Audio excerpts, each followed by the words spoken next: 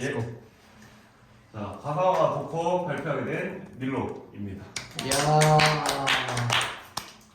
오늘 발표의 순서는 다음과 같습니다. 처음에 가상화, 그 다음에 도커, 그리고 도커의 주요 구성 요소, 그리고 도커 허브까지 말씀을 드릴 겁니다. 아, 좋다. 그래서 도커가 뭔지 일단 얘기를 드리면, 코가 자, 뭐죠? 이런 얘기 많이 들어보셨나요 혹시?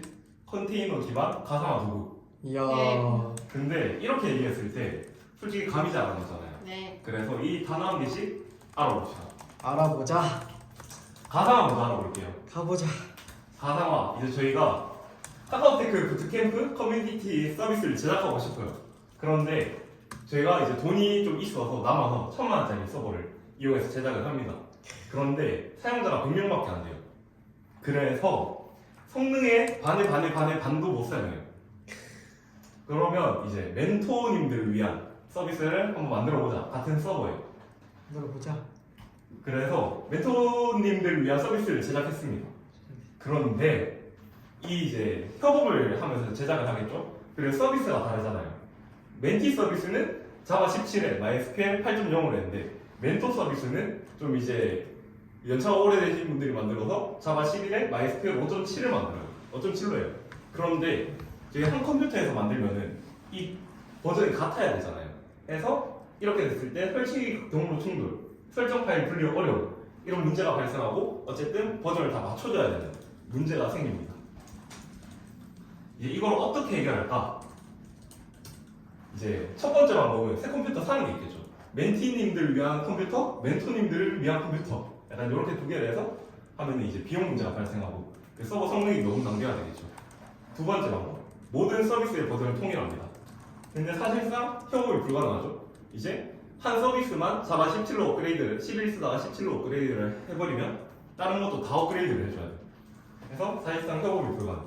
그리고 협업한 사람들 모든 컴퓨터에서 자바 17로 업그레이드를 해줘야 되는 그런 문제가 있고요. 마지막으로 서버 분리 및 서비스 격리라는 방법이 있습니다. 이제 서버 내 공간을 분리해서 리소스를 각각 분배하는 이런 기술이 있는데 이제 이게 바로 가상화입니다. 그래서 가상화란 이제 물리적인 컴퓨터 리소스를 추상화해서 여러 개의 가상 리소스로 나눈 기술이라고 하면은 잘 안 와닿죠. 그래서 이렇게 가상화를 어떻게 하냐라고 하면 이렇게 합니다. 이제 맨 밑에 이런 하드웨어 단이 있고 그리고 하이퍼바이저라는 게 있고 각각의 운영체제가 이렇게 있습니다. 그래서 이제 각각의 이런 요게 세 개로 나눠져 있는 단을 하나의 VM 가상 머신이라고 해요. 그래서 이 한 개의 가상 머신당 그 독립된 운영 체제를 갖습니다. 네. 그리고 이거를 관리하는 것이 하이퍼바이저라고 합니다. 그래서 이런 거에 문제점은 뭐가 있겠습니까? 문제점은 이제 그 너무 무겁겠죠. 각각의 가상 머신마다 각각의 운영 체제가 들어가고 이게 한 개의 컴퓨터에 들어갔을 때 굉장히 무겁다라는 문제점이 있습니다. 그래서 가상화를 알아봤으니까 이제 다시 볼게요. 저희가 도커가 뭐라고 했습니까? 컨테이너 기반 가상화 도구라고 했어요. 근데 가상화라는 말이 이해를 했어요. 이제 컨테이너를 알아봅시다. 컨테이너의 사전적 의미가 뭐예요?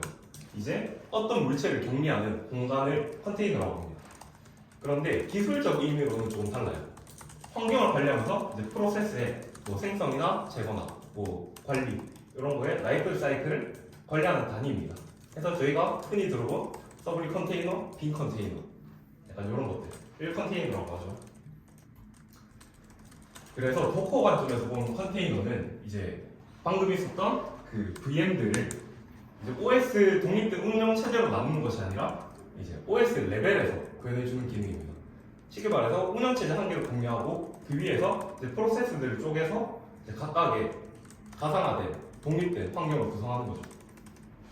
그래서 이제 어디서든 동일하게 실행되는 환경을 구성해서 개발 환경과 운영 환경의 차이를 해소합니다. 이게 어떻게 사용되냐? 리눅스의 CH루트, 네임스페이스, C그룹이라는 기술들을 활용해요. 그리고 컨테이너 기술은 도커만 있는 게 아니지만 대표적으로 도커가 있어요. 도커가 툴 1등이죠. 그래서 컨테이너의 특징은 경량한 이미지, 운영체제 커널 공유, 빠른 실행 및 배포, 효율적인 서버 작업 있는데 이미지가 뭔지 아십니까? 컨테이너에 올라가는 거? 그렇죠. 컨테이너에 올라가는 건데 가상 머신에 이제 들어가 있는 한 개의 가상 머신에 들어가 있는 운영체제, 뭐 프로그램, 뭐 어플리케이션 그거를 모두 모은 게 한 개의 이미지라고 합니다. 근데 여기는 딱 자기가 실행할 이미지만 있으니까 프로그램들만 있으니까 경량화가 돼 있겠죠. 그리고 한 개의 운영체제가 있으니까 한 개의 운영체제를 모두 공유합니다. 그 도커 모든 도커들이. 그리고 이렇게 경량화된 이미지가 있으니까 이제 OS를 각자 실행을 안 해도 되니 빠른 실행과 배포가 가능하겠죠. 그리고 그 각각의 프로세스들의 자원을 분배를 해줄 수 있으니까 효율적인 서버 자원 분배가 된다.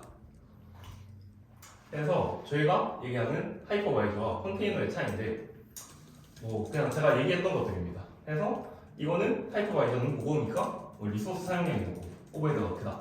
컨테이너는 적고 오버헤드가 적다. 그리고 얘는 느리고 얘는 빠르지만 얘는 격리 수준이 높아요. 왜냐면 하드웨어 수준에서 격리를 해버리기 때문에 각각의 운영체제를 갖기 때문에 얘들은 아예 독립된 운영체제를 가지고 독립된 커널들로 실행이 되기 때문에 격리 수준이 아주 높습니다. 얘는 한 중간 수준 정도.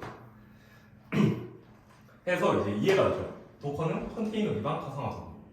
하지만 조금 더 자세히 보면 도커란 이제 애플리케이션과 의존성을 패키지로 묶어서 컨테이너로 실행할 수 있게 해주는 플랫폼. 그리고 다시 얘기해서 방금 얘기했던 이미지들을 묶어서 이제 따로따로 컨테이너 독립된 환경에서 프로그램이 실행될 수 있게 해준다. 그런 게 있고 이제 컨테이너를 만들고 배포하는데 필요한 도구와 서비스를 제공. 저희가 방금 얘기했던 컨테이너가 도커 이게 아니라 컨테이너들을 관리할 수 있게 해주는 툴이 도커다. 그래서 컨테이너를 만들고 배포하는데 필요한 도구와 서비스를 제공해준다.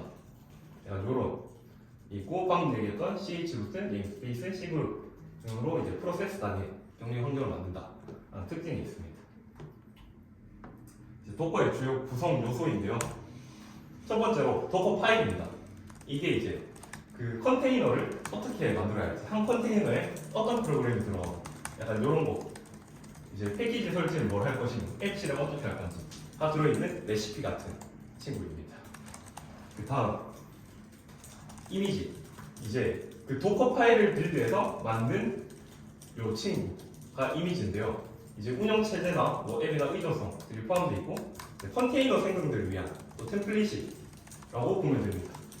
그래서 그 이미지로 이제 그 생성이 된 게 한 개의 컨테이너 그 이미지 기반의 독립 실행 환경입니다. 그래서 격리된 자원 관리를 제공하고 일관된 실행 환경을 제공합니다. 해서 요런 이제 도커들을 쉽게 사용할 수 있는 게 도커 허브. 이제 저희가 흔히 사용하는 보일러 플레이트 같은 것들이 있죠. 이제 그래서 이제 그런 것들 모아놓은 이 사용자가 쓸 때마다 막 뭐 다 하나하나 만들어서 쓰는 게 아닌 이제 여기서 가져다 쓸 수 있는 그래서 약간 기토브와 유사한 개념이라고 보시면 됩니다. 레디스, JDK, 엔그라인더 이런 거 이제 이미지로 올라와 있는 거죠. 맞습니다. 바로 엔진엑스도? 가져다 쓰는 맞아요. 엔진엑스도 맞습니다. 다. 맞습니다. 정답. 다들 잘 알고 계셨군요. 그래서 제 발표는 여기까지.